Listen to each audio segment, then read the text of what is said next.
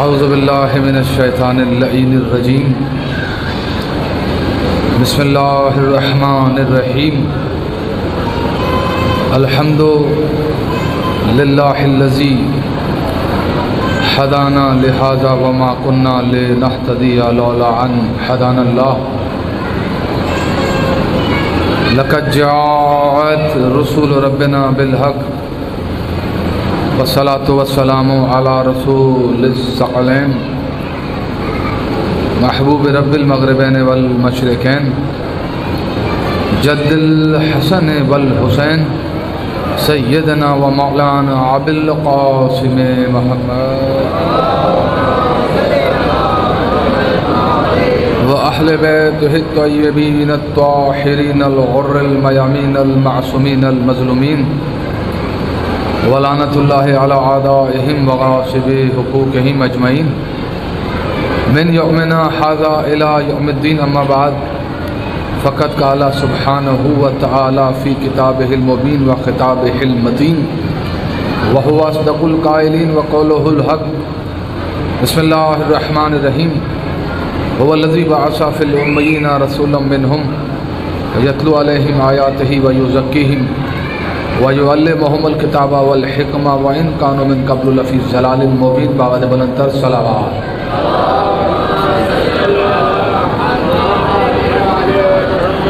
سراپہ تشکر نیاز مند ہیں بارگاہ محمد وآل محمد میں کیا اس سلسلہ گفتگو اپنے دوسرے مرحلے میں داخل ہو گیا۔ کل کی گفتگو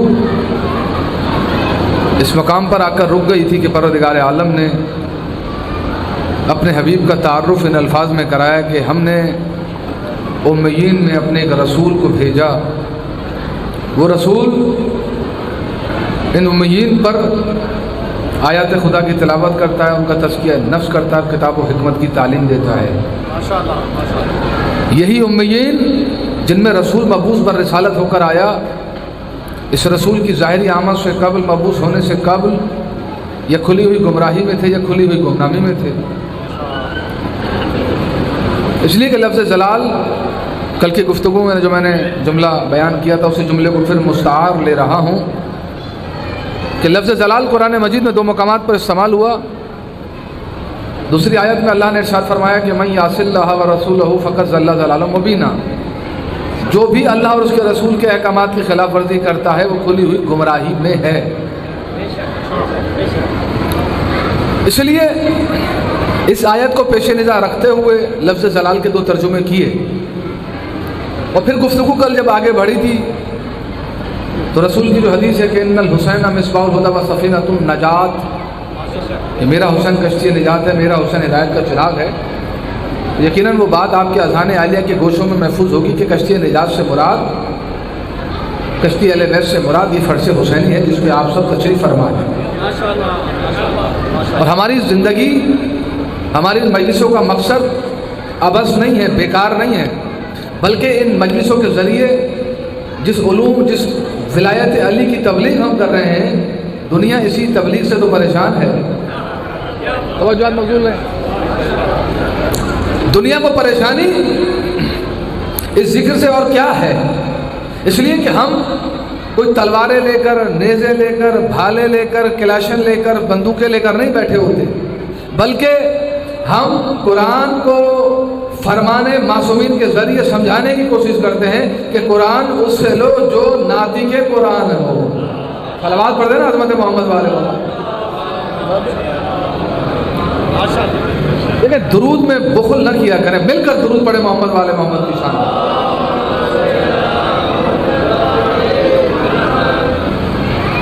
تو ہم قرآن کو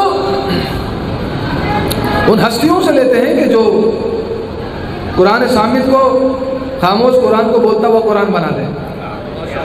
توجہات ہے نا، مبذول ہیں توجہات۔ اب رسول کا کام ہے آیات خدا کو پڑھنا، تزکیہ نفس کرنا، کتاب و حکمت کی تعلیم دینا۔ تو کیا رسول نے زندگی کے پہلی تبلیغ کا آغاز جب کیا تو قرآن کی آیتیں پڑھی؟ کیا کہا؟ توجہ مبذول نہیں۔ جب رسول نے تبلیغات شروع کی تو کیا پہلے دن ہی آیتیں قرآن شروع کر دی؟ نہیں، رسول نے آغاز کیا قولوا لا الہ الا اللہ تفلحوا۔ دیکھو، ایک اللہ کی توحید کا اقرار کرو فلاح پا جاؤ۔ توجہ آ رہے ہیں؟ تو رسول نے اپنی تبلیغ کا آغاز عقیدے سے کیا، عمل سے نہیں کیا۔ عقیدہ توحید کہ صرف اللہ کی رسالت، اللہ کی توحید کا اقرار رکھو فلاح پا جاؤ۔ تو اگر توحید کے اقرار کے فوراً بعد مر جاتے، لیکن جب تک آپ میرے ساتھ چلیں گے نہیں تو مجھے مزہ نہیں آئے گا، گفتگو آپ ہی کروائیں گے نا۔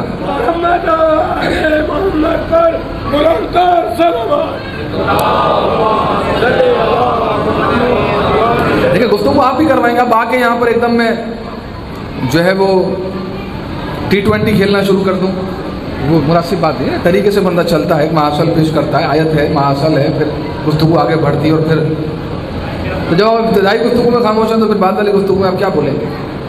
بھائی رسول نے کہا قولوا لا الہ الا اللہ تفلحوا، صرف توحید کا اقرار کرو، کلمہ لا الہ الا اللہ پڑھو فلاح پا جاؤ۔ تو اب اگر کوئی کافر، کوئی مشرک، کوئی بت پرست صرف توحید کا اقرار زبان پہ جاری کرتا اور اقرار کرنے کے فوراً بعد مر جاتا تو پھر اسے کسی اور چیز کا سوال نہیں ہوتا، اس لیے کہ زبان مصطفیٰ ضمانت دے رہی تھی کہ تم صرف اللہ کی توحید کا اقرار کرو، اب اقرار کرنے کے فوراً بعد مر جاؤ تو تمہاری نجات کا میں محمد ذمہ دار ہوں۔ تو میں ہاتھوں کو چھوڑ کر دست سوال بلند کروں گا، یا رسول اللہ صرف توحید کے اقرار کے بعد یہ تو وہ ہے کہ جو 40 سال بتوں کے آگے سجدہ ریز رہا،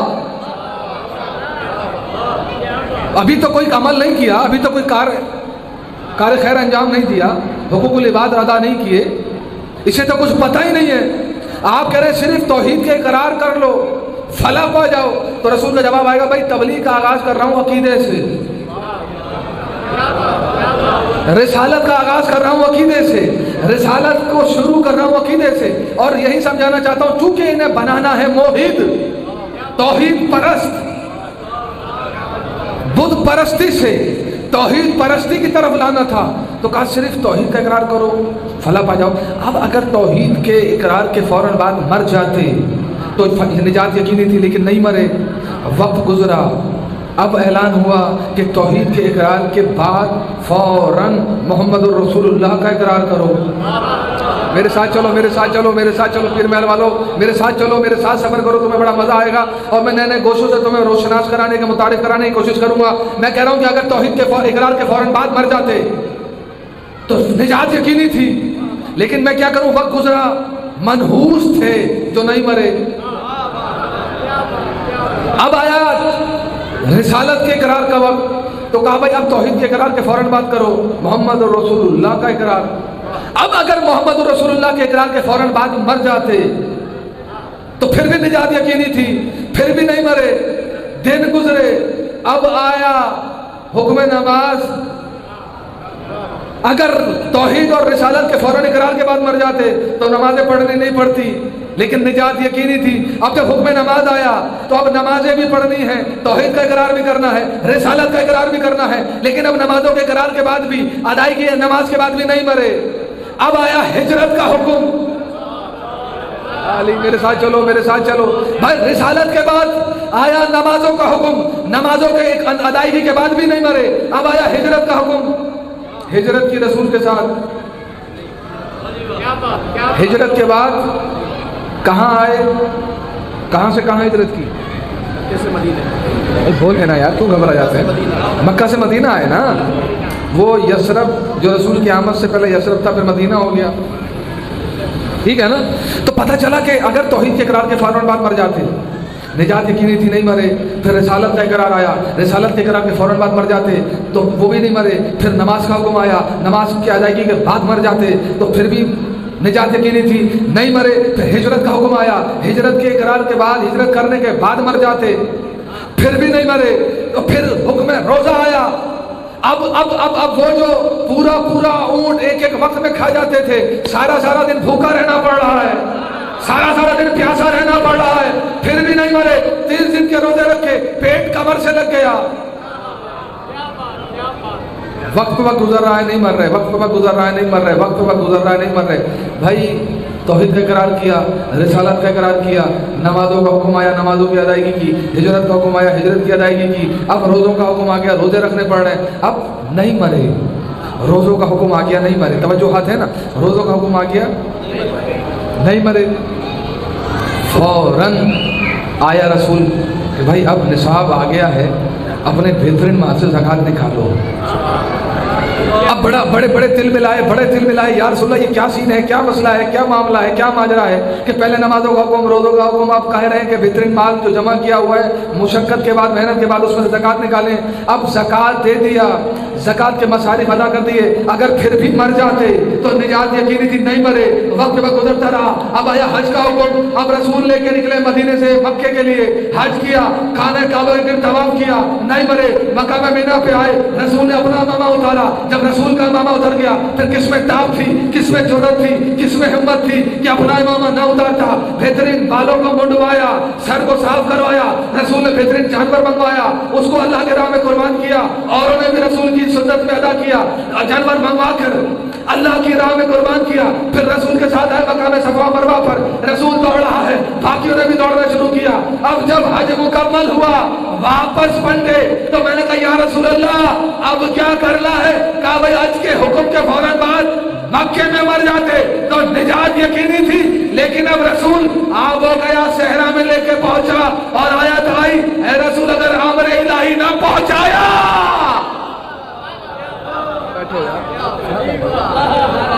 صلوات پڑھ دینا محمد والے ہو،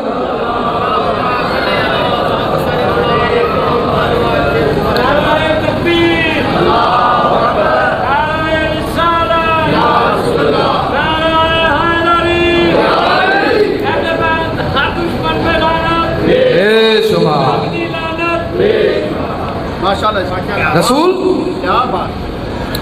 سجاد صاحب اگر کتنا اچھا ہوتا توحید کے اقرار کے بعد مر جاتے، ضرورت ہی نہیں تھی کسی اور چیز کی، خاص کم جہاں پاک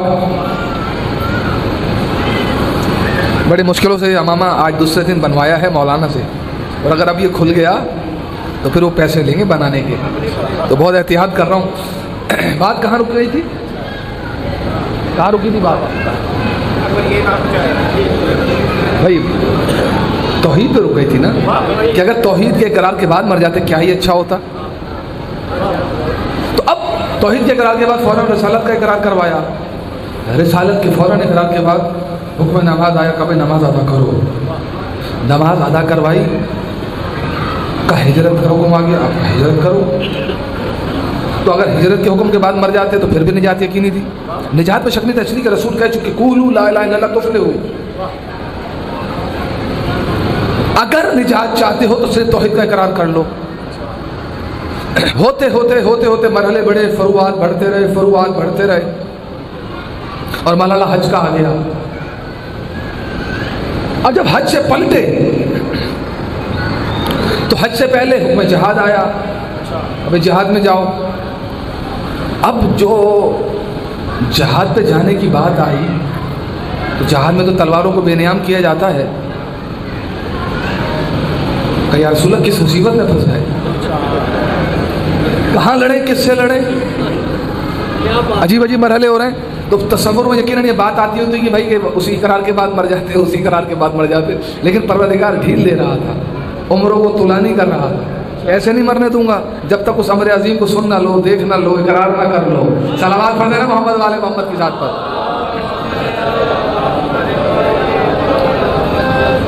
اب جب واپس پلٹے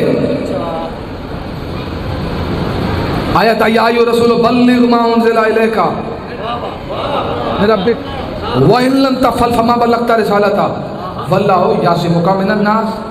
اے رسول اس امر عظیم کو پہنچا دے، اگر تو نے نہ پہنچایا تو کار رسالت انجام نہ دیا۔ تو میں 2 منٹ کے لیے تمہیں روک کے یہاں پہ ایک بات کر رہا ہوں، یا رسول اللہ آپ نے خم غدیر کے مقام پر جس امر عظیم کو پہنچایا، لیکن آیت آئی کہ اے رسول اگر تو نے یہ امر عظیم اس کی تبلیغ اس مقام پہ نہ کی تو تو نے کار رسالت انجام نہ دیا۔ کیا کار رسالت انجام نہ دیا واللہ یعصمک من الناس، ہم تجھے ناس کے شر سے محفوظ رکھیں گے. تو رسول کو ڈر آپ سے تھا، پیر محل والوں سے تھا، مجھ سے تھا، نعوذ باللہ سجاد صاحب سے تھا. بھائی ڈر کس سے تھا رسول کو؟ ڈر تھا ان سے جو تقرب مصطفیٰ میں موجود تھے، جو قرب مصطفیٰ میں موجود تھے، جو محمد کے اطراف میں موجود تھے. تو میں نے ہاتھوں کو جوڑ کے کہا یا رسول اللہ، تو نے آیت اور قلب مصطفیٰ پر نازل کر دی کہ اے رسول تو تبلیغ کر، گھبرا مت، ڈر مت. تجھے کس بات کا ڈر ہے؟ اگر تجھے ان سے ڈر ہے جن کے درمیان تو ہے تو ہم تجھے ناس کے شر سے محفوظ رکھیں گے. میں نے ہاتھوں کو جوڑ کے دستے سوال بلند کیا، یا اللہ جسم رکھتا نہیں، جسمانیات رکھتا نہیں، مکان ہے نہیں، ذہن میں آتا نہیں، فکر میں سماتا نہیں، طائر تخیل کی تجھ تک پرواز نہیں، نہ زمانی ہے نہ مکانی ہے. تو کس طرح سے وجود پا کر مصطفیٰ کی مدد کرے گا؟ کیا جس طرح سے تو نے ابرہا کے لشکر کو برباد کیا تھا ویسے پتھروں کو نازل کرے گا؟ تو رسول تو محمد علی شاہ ممکن ہے اللہ کا جواب ہے، اے تو میری حکمت کو نہیں سمجھ سکتا. جس طرح سے میں نے مصطفیٰ کی مقام خیبر میں، مقام خندق میں، مقام احد میں، مقام بدر میں علی کے ذریعے مدد کی تھی، اسی کے ذریعے مدد کروں گا. سب پریشانی والی جواب ہے.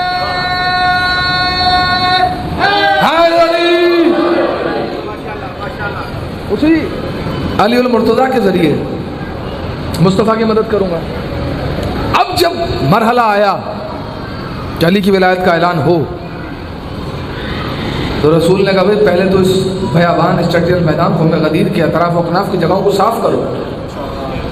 جھاڑ پھوس جو لگی ہوئی تھی، کوئی پرانے درخت تھے صحرا میں. بھائی یہ نیم کا درخت تو ہوتا نہیں ہے. درخت کس چیز کے ہوتے ہیں وہاں پر؟ کیکٹس. کیکٹس دیکھا ہے نا پودا جو ریگستانوں میں ہوتا ہے، جنگلی جھاڑ پھوس. تو میں کہوں یا رسول اللہ اتنے بڑے بیابان میں، اتنے بڑے جنگل میں، اتنے بڑے ریگستان میں، اتنے بڑے صحرا میں اگر کوئی جھاڑ پھوس لگی ہوئی تھی تو اسے لگا رہتے تھے. تو جواب آئے گا محمد علی شاہ علیہ قسم تو میری حکمت کو نہیں جانتا. جن کے درمیان میں علی کی تبلیغ کر رہا تھا نا، وہ جس کماش کے لوگ تھے یا میں جانتا ہوں یا اللہ جانتا ہے. بھائی مسئلہ یہ تھا کہ اگر جھاڑ پھوس یا کوئی کیکر کا درخت میں لگا رہ دیتا تو ممکن تھا کوئی مدینے جا کر کہہ دیتا کہ میں تو اس کی اونٹ میں چھپا ہوا تھا، میں نے رسول کے ہاتھوں پہ علی کو بلند ہوتے ہوئے نہیں دیکھا. ہاں بیٹھو پیر محل والو، حیدری رسول جانتے ہیں، مصطفیٰ مزاج سمجھتے ہیں، مزاج شناس مصطفیٰ ہے. بھائی کیوں نہ ہو، علم رسول میں ہر شے ہے. جو کائنات نہیں جانتی میرا مصطفیٰ جانتا ہے. علم رسول علم لدنی ہے. اس آیت کی ذیل میں آئندہ معروضات یہی پیش کروں گا کہ امیین ام بمانا ام القرا ہے. امی سے مراد ان پڑھ نہیں ہے، لیکن چونکہ ابھی آپ کے ذہنوں کو سیکل کر رہا ہوں، آمادہ کر رہا ہوں آئندہ آنے والی گفتگو کے لیے. رسول کے علم کا معیار بتاؤں کیا ہے؟ آپ سب جانتے ہیں جو قرآن جس کے قلب پر اترا اس کے علم کا معیار کیا ہو؟ علم نشرح لک صدرہ کا، جس کا سینہ صدر کیا جائے، علم سے سیکل کیا جائے، اس کے علم کا معیار کیا ہوگا؟ بھائی ایک زوجہ اور ایک شوہر بزم رسالت میں آئے، کچھے میں کپڑے میں بچہ ہے، شوہر کے تیور بدلے ہوئے ہیں، زوجہ ساتھ ہے جس کی آنکھوں سے آنسو رواں ہیں، رو رہی ہے زاروں قطار. رحمت للعالمین کے ماتھے پر پسینہ آیا. رسول نے پوچھا کیا بات ہے؟ جانتے ہیں لیکن پھر بھی پوچھا. تو شوہر نے کہا یا رسول اللہ آپ ہم دونوں کو دیکھیں. زوجہ نے کپڑا چہرے سے ہٹایا. رسول نے کہا ضرورت نہیں تھی، میں جانتا ہوں زوجہ تیری کیسی ہے. پھر بھی اصحاب کرام رضوان اللہ علیہ پاس بیٹھے ہوئے سب پریشان. رسول نے پوچھا کیا مسئلہ ہے؟ کہ یا رسول اللہ آپ نے مجھے بھی دیکھا، میری زوجہ کو بھی دیکھا، آپ ذرا اس بچے کو دیکھیں. اب جو کچھے میں بچہ تھا، کپڑے میں بچہ تھا، جیسے رسول کے سامنے کیا تو بچہ رنگ و روپ کے لحاظ سے ماں باپ سے بالکل الٹ پلٹا ہوا، کالا سیاہ. فوراً رسول نے کہا کہ تو اپنی زوجہ پہ شک کرتا ہے؟ کہ یا رسول اللہ بالکل میری زوجہ نے امانت میں خیانت کی ہے. رسول میں مسکراتے ہوئے کہا نہیں، تیری زوجہ نے امانت میں خیانت نہیں کی. کہ یا رسول اللہ اگر امانت میں خیانت نہیں کی تو پھر یہ بچہ کس پر گیا؟ رسول نے فوراً کہا کہ جس نسل سے تو آیا ہے، تیری پشت میں جو تیرا 8واں دادا تھا، یہ بیٹا تیرا اسی کی شبیہ ہے.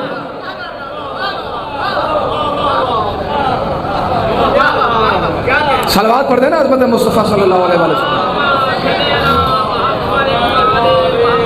کہا یہ بچہ تیرا اسی تیرے دادا کی شبیہ ہے۔ کتنا عظیم تھا وہ شخص، کتنی اطمینان کی منزل پر تھا، جو نبی نے کہہ دیا اسے سن کر واپس پلٹ گیا۔ کچھ وہ بھی تھے کہ رسول بتاتا رہا، وہ دیکھ کر بھی نہ مانتے رہے۔ اب چونکہ تبلیغ کا آغاز کیا عقیدہ توحید سے، تو رسول کیا ہے؟ رسول کی شان اللہ نے کہا کہ دیکھو جو رسول دے اسے لے لو، جس شے سے رسول ہو کے اس سے رک جاؤ۔ جو دے اسے لے لو، جس شے سے روکی اسے رک جاؤ۔ تو رسول نے نمازیں دی، تم نے لی۔ رسول نے عقیدہ توحید دیا، تم نے لیا۔ رسول نے روزوں کا حکم دیا، تم نے لیے۔ تم نے روزے ماہ رمضان کے رکھے۔ رسول نے کہا اپنے بہترین مال کو جو جمع کیا ہوا زکوٰۃ دو، تم نے زکوٰۃ دی۔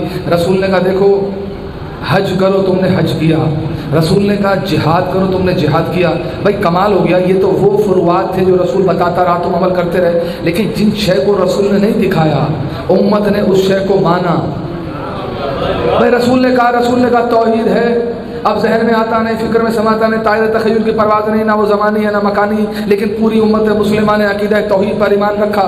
رسول نے کہا کہ کرامن کاتبین دونوں دائیں بائیں بیٹھے ہوئے ہیں جو تمہارے نیک اور بد اعمال کو لکھ رہے ہیں، لیکن کسی نے سوال نہیں کیا۔ رسول بتاتا رہا، امت ایمان بالغیب رکھتی رہی۔ رسول نے کہا مرنے کے بعد جب تم قبر میں اتارے جاتے ہو ایک کرسی لگتی ہے ولایت کی، جس پر ایک نورانی ہستی آ کر بیٹھتی ہے، اس سے پہلے دو منکر نکیر آتے ہیں جو تم سے آ کر حساب و کتاب کرتے ہیں۔ اگر نیک عمل تو تمہیں جنت کی بشارت دیں گے، بد عمل کیے تو تمہیں دوزخ کی بشارت دیں گے۔ پھر رسول نے کہا عذاب قبر ہوتا ہے، اس کے بعد برزخ کے مرحلے، اس کے بعد پل صراط، پھر مقام محشر، پھر جنت اور دوزخ کی تقسیم۔ تو کسی شے کو رسول نے اپنے پاس بیٹھنے والوں کو دکھایا نہیں، رسول بتاتا رہا، امت ایمان بالغیب رکھتی رہی۔ رسول نے کہا جبرائیل آتا ہے، میرے اوپر جبرائیل آتا ہے جو وحی لے کر وحی کا امین ہے، آیت خدا کی تلاوت کرتا ہے، انہی آیتوں کو میں تمہارے سامنے تلاوت کرتا ہوں۔ پھر میکائیل ہے، پھر اسرافیل ہے، پھر اسرائیل ہے جو تمہاری روحوں کو قبض کرتا ہے۔ ساتوں آسمان ہے، ساتوں طبق ہے۔ تو کسی نے سوال نہیں کیا یا رسول اللہ پہلے آسمان کی سیر کرا دیجئے، دوسرے آسمان کی سیر کرا دیجئے۔ پھر جب ایک دن سب سو کر اٹھے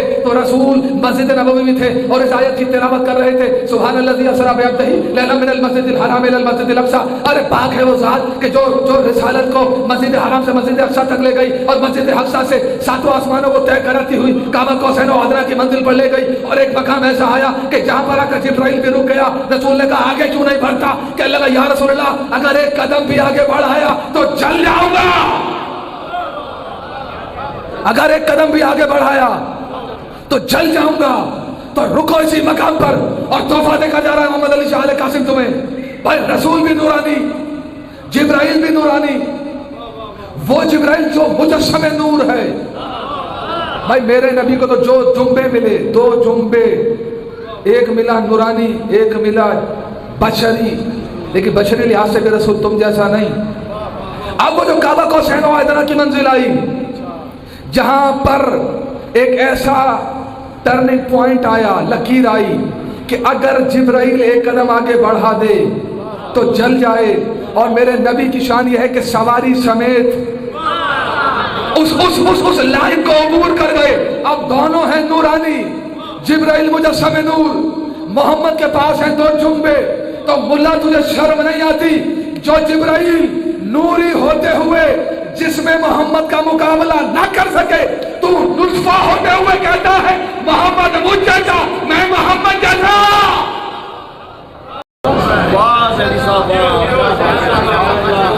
وہ جبرائیل جو نوری ہوتے ہوئے جس میں محمد کا مقابلہ نہ کر سکے، تو دو رکعت کا ملا کہ جو نطفے کی پیداوار ہے، جس میں محمد پہ حملہ کرتے ہوئے کہتا ہے کہ محمد مجھ جیسا، میں محمد جیسا۔ توجہات مبذول ہے نا؟ صلوات پڑھ دیں محمد والے محمد کی ذات پر۔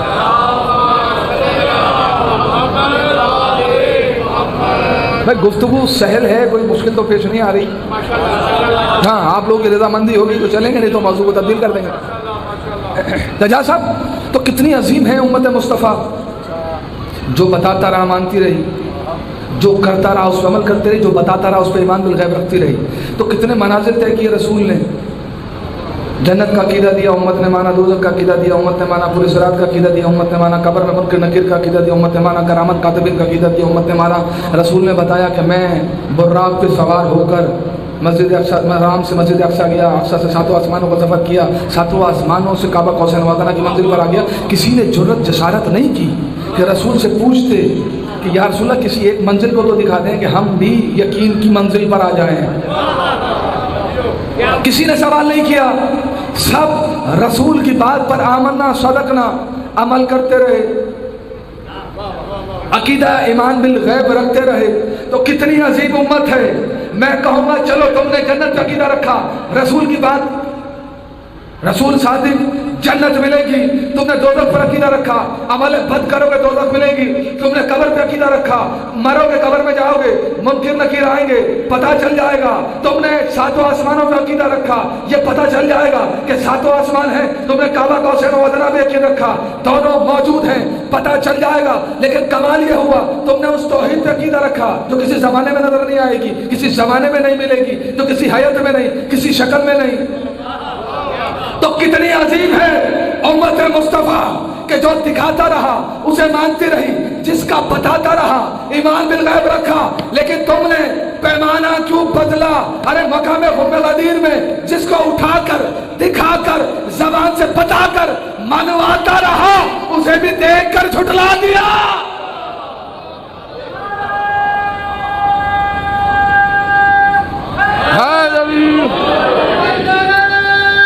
مل کر حیدری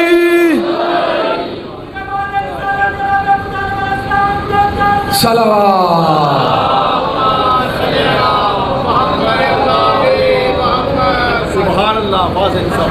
جو دکھاتا رہا اسے تو مانتے رہے، اور جو نہ دکھایا اسے بھی مانا. تو جب سب بغیر دیکھے مان لیا تو علی کی ولایت کو دیکھ کر مان لیتے، کیوں نہیں مانا؟ اب سوال یہ ہے کہ جب علی کی ولایت کا مولائیت کا اعلان ہوا تو کیا اسی مقام پہ علی ولی بنائے گئے یا علی ولی تھے؟ بھائی تھے یا بنائے گئے؟ اظہار ہوا نا. سلامت ہیں سجاد صاحب. اظہار ہوا علی کی ولایت کا ظاہراً. کیوں ہوا؟ بھائی جب اللہ نے بزم ملائکہ میں اعلان کیا انی خالق بشرا من الطین، میں طین سے بشر بنانے والا ہوں، تو کیا اس وقت بنایا جا رہا تھا یا بن چکا تھا؟ بھائی عالم الس میں تو اعلان ہو گیا تھا نا، اور روحوں سے اقرار کر لیا تھا نا. تو روحوں میں آدم بھی شامل تھا یا آدم کو نکال دیا؟ بھائی اگر آدم کو شامل نہیں کرو گے تو ہم اور آپ شامل کیسے ہو جائیں گے؟ اس لیے کہ ابو البشر آدم، بشر کا باپ تو آدم ہے. اگر آدم عالم الس میں نہیں تھا تو پھر ہم اور آپ کیسے ہوگا؟ جبکہ ہم کہتے ہیں ہماری روحوں نے بھی اقرار ولایت وہاں کر لیا تھا. اعلان ولایت پر تجدید ہم نے وہاں کر لی تھی. اب جب اللہ نے اعلان کیا، کیوں کہ جو ہزاروں سالوں سے بزم ملائکہ میں چھپا ہوا تھا اسے ظاہر کر دے. پھر میں والوں میرے ساتھ چلو خدا کے لیے. جو ہزاروں سالوں سے بزم ملائکہ میں چھپا ہوا تھا اسے ظاہر کروانا تھا، اس کی ابلیسیت ظاہر کروانا تھی، اس شیطان کو ظاہر کروانا تھا کہ اللہ کی بزم میں اللہ کے بنائے ہوئے کا انکاری تھا. اب مسئلہ توحید سے نہیں تھا. کہہ رہا تھا تجھے تو مانتا ہوں، تیرے بنائے ہوئے کو نہیں مانتا. پتہ چلا وہاں پر 2 گروہ ہوئے، جو اللہ کو بھی مان رہے تھے، اللہ کی بھی مان رہے تھے. یہ شیطان ابلیس وہ تھا جو اللہ کو تو مان رہا تھا، اللہ کی نہیں مان رہا تھا. بھائی توجہ پیر بھائی والو، جو اللہ کو تو مان رہا تھا، اللہ کی نہیں مان رہا تھا. اس لیے بزم ملائکہ سے نکالا گیا. اللہ نے کہا میں جانتا ہوں تو تھا ہی ابلیس، تو تھا ہی جنوں میں سے. یہی کام مصطفیٰ نے مقام خم غدیر پر کیا. اے علی تجھے یہاں پہ ولی نہیں بنا رہا، تو ولی ہے جب سے آدم آب و گل کے درمیان موجود ہی نہ تھا. پھر رسول یہاں پہ کر کیا رہا ہے؟ کہا جن کے چہروں پر چادر نفاق ہے ان چادروں کو اتار کر نفاق کو ظاہر کروا رہا ہوں.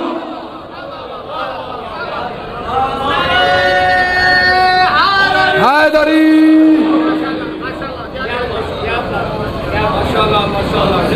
علی کی ولایت کے اعلان سے ان کے چہروں پہ جو نقابے ہیں نا انہیں الٹ رہا ہوں، انہیں کھینچ رہا ہوں، انہیں نوچ رہا ہوں، صاف کر رہا ہوں تاکہ پتہ چل جائے منافق کون، علی کی ولایت پہ عمل کرنے والا کون. یہی تو ٹرننگ پوائنٹ ہے، یہی تو زندگی کا پیمانہ ہے. بھائی وہ رسول کے جو سردار الانبیاء ہو، خاتم النبیین ہو، ختمی مرتبت ہو، جو خلق اول ہو، خلق اول ہو، حسن اول ہو، کمال اول ہو، علم اول ہو، قلم اول ہو، وہ رسول کہ جس کی رسالت خطرے میں ہو کہ اگر رسول تو نے علی کی ولایت کا اعلان نہ کیا،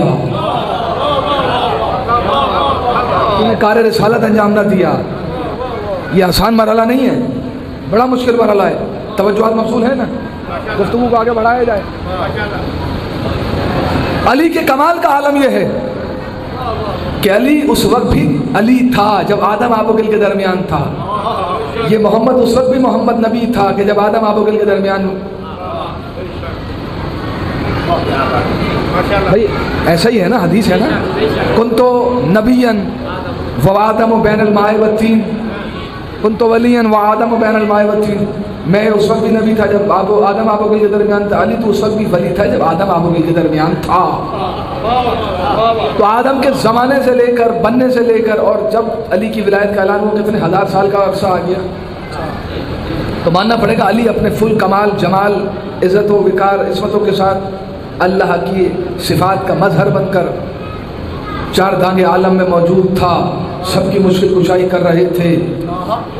بھائی نہیں پہنچے زمانہ رسالت میں علی مسجد نبوی میں سلمان فارسی کے ساتھ بیٹھے ہیں اور صحابہ کبار بھی ہیں۔ علی اپنی کھجور کھا کھا کر اس کی گٹھلیاں، ڈنٹھل کیا کہتے ہیں اسے پنجابی میں، گٹھلی کہتے ہیں، گٹھلیاں اٹھا کر سلمان فارسی کے آگے رکھ رہے ہیں۔ اب سلمان کی اپنی گٹھلیاں بھی تھیں جو علی نے سلمان کے پاس رکھی، وہ بھی جمع ہوئی، گٹھلیوں کا ڈھیر لگ گیا۔ تو سلمان نے کہا یا علی معافی چاہتا ہوں مولا، میں آپ سے عمر میں سن و سال میں کتنا بڑا ہوں، کیا اچھا لگتا ہے آپ مجھ سے یہ مذاق کریں؟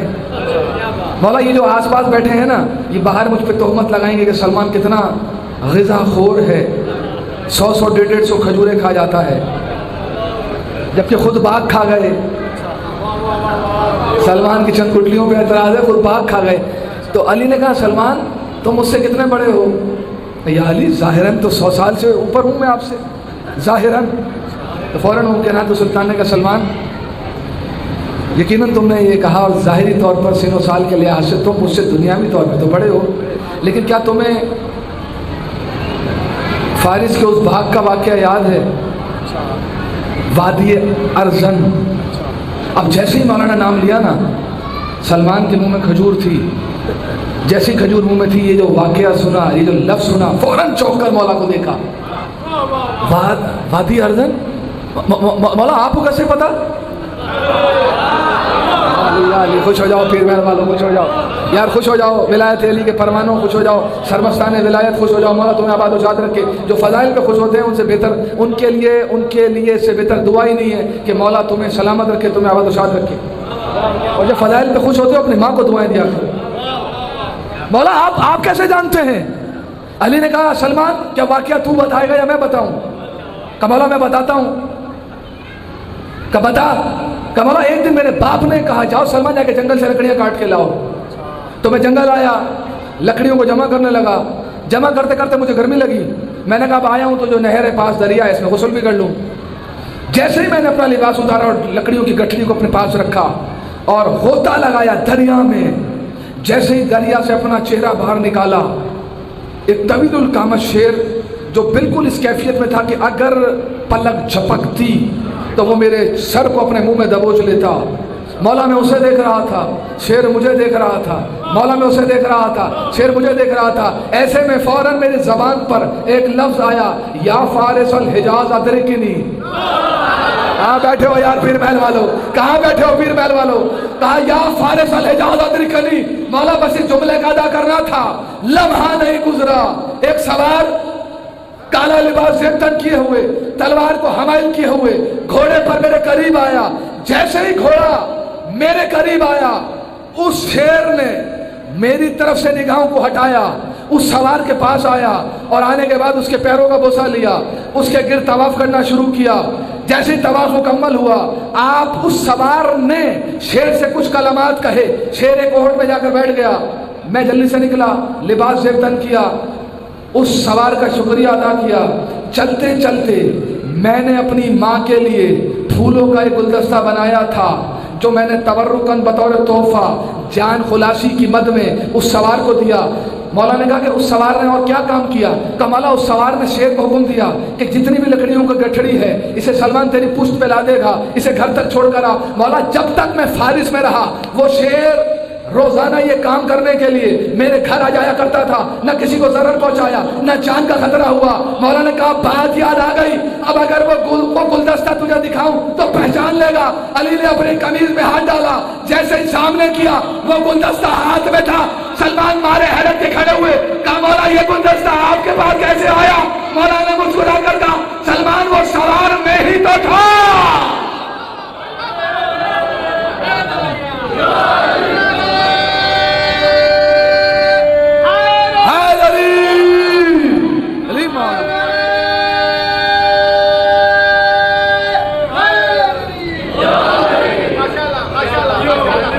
سلمان پریشان نہ ہو،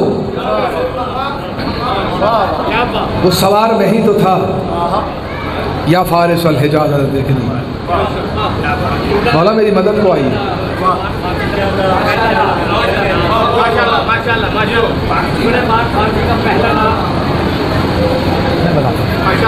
صلوات پڑھنے کا عظمت مصطفیٰ پر۔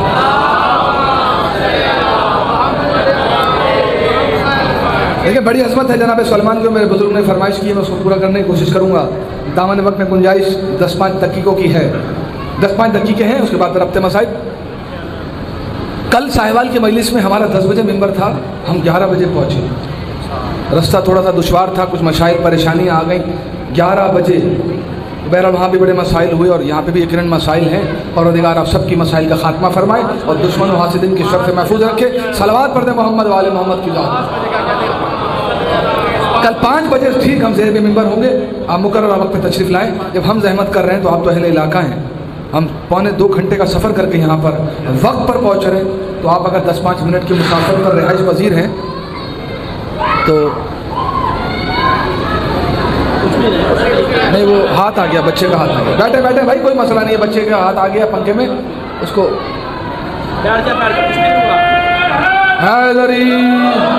کوئی بات نہیں، کوئی بات نہیں ہے، بیٹھ جائیں بچے کا ہاتھ آ گیا، کوئی بات نہیں، بیٹھ جائیں۔ صلوات پڑھتے ہیں عظمت محمد والے محمد۔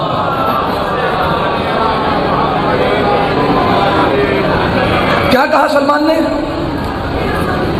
یا فارس الحجاز اب سلمان فارسی کتنی بلند پایا شخصیت،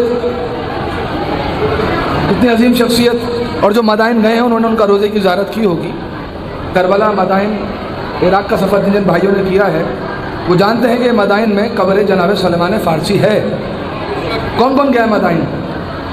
گئے ہیں نا آپ لوگ، آپ بھی گئے، جو بھی گئے۔ تو سلمان فارسی کے ساتھ 2 قبریں اور بھی ہیں۔